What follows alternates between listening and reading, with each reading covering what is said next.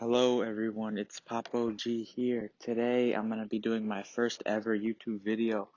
Um, just going to try to post kind of consistent content, usually Assassin's Creed content. We'll see, I'm kind of figuring out as I go, but here's my first video.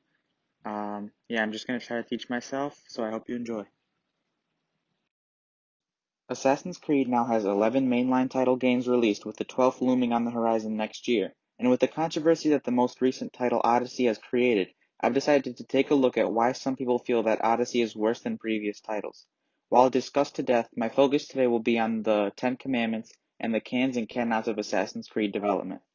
I feel it oftentimes gets brought up with fairly little examination, so I wanted to actually examine all 11 mainline games and how they stand up to the Ten Commandments and core design of the series. Shout out to user NSTAV13 on Reddit for the idea. So before we get off into the first commandment, I just want to say I'm not going to compare any of the main games to these commandments. I'm going to do that in a later video, probably the next video after this, but I'm just getting started. This is my first video, so we're going to keep it basic.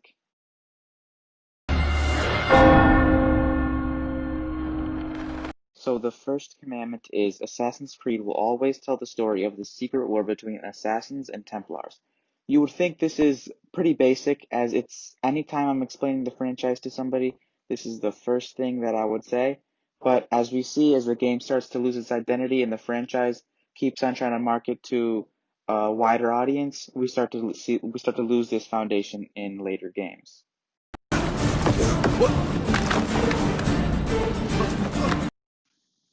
Number 2, being an assassin doesn't mean the main character is a ruthless killer. He kills, but he has principles and never murders innocents.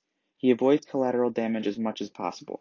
Now, we see this lost a lot in later games with the RPG elements, and we definitely see we see collateral damage in a lot of games, but that can just be watered down to some of the assassins being naive and not thinking before their actions.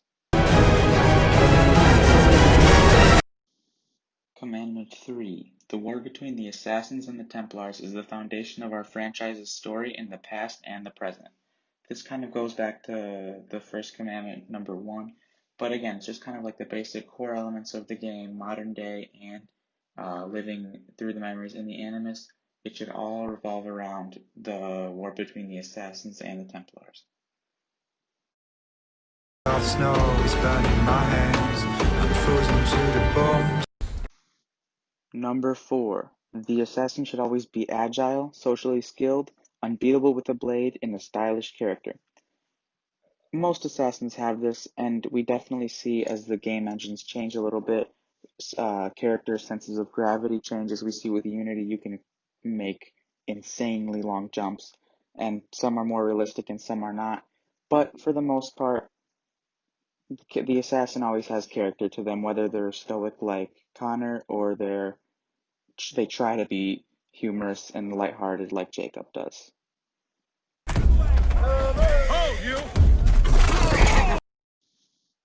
Number 5. Pivotal moments in human history are the basis for our franchise. Assassin's Creed will always take a revisionist approach to real events. We'll use historical gaps to create our story. A lot of games have this. We see it fall from time to time in certain elements of games, and a lot of games definitely don't live up to this, but I'll get into that in the next video. Is a fearsome dog that feeds off. Commandment number 6.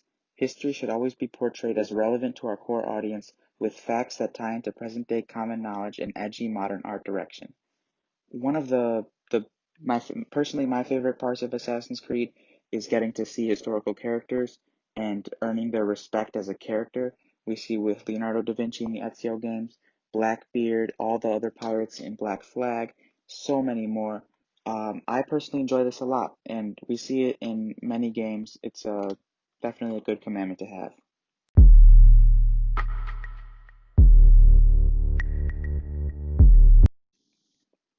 Number 7. Assassin's Creed is based on technology. Nothing is magical. Everything has a plausible technological explanation. This, for the most part, is true in nearly every game. Some fall, but A lot of times Ubisoft will use Isu as canon to be a crutch for having kind of magical and mythological things, but you can't really argue against that because it is canon.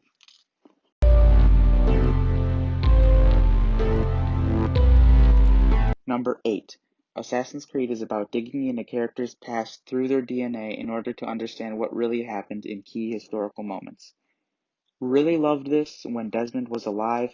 After that, Layla, I don't know. I mean, I guess she's kind of there now, hoping she's going to be gone after Valhalla, but I guess from a technically, this has been lived up to. Number 9. Since the player relives the deeds of his kin through his DNA, the IP cannot be set in the future. DNA of unborn people does not exist. You can't really argue against this one. This has been pretty true. For as far as I'm concerned, we haven't seen any Assassin's Creed games set in the future, so I'm sure there's a way to work around that with lore, but as far as I'm concerned, that has not been entered. Finally, number 10. The 10th commandment. Assassin's Creed can bend historical accuracy, but cannot create a Uchronia. Uchronias are generally settings loosely based in the real world, but with no real-time setting. I believe that within this context, though, this can also extend to alternate realities. It's up to Ubisoft. They can really do whatever they want, so, you know. But those are the basic 10 commandments. Thank you for watching. I hope you enjoy. I'm sorry if the quality wasn't good. It could have been better. I am just teaching myself. We'll see how it goes. Again, like I said earlier, I'm going to try to be posting more consistently. If you want to see my channel grow, see it develop, stick around, hit subscribe, hit the like button, and we'll take it from there. See you, everyone.